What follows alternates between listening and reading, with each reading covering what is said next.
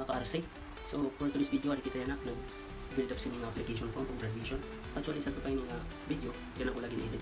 So ali kita na nagkatero amon mga vlogger sa base criminal J sa Indian decision, ali si Jason Milaro. And boss is G. Kanang para video ng sin guys. Amo si Kaayam page. Amon mga vlogger sa Indian decision. Nagkatero ko na siya apply for graduation. So dito na guys. Ito lang muna guys. Bye-bye sa'yo. So thank you. Kung masama. Bye-bye you.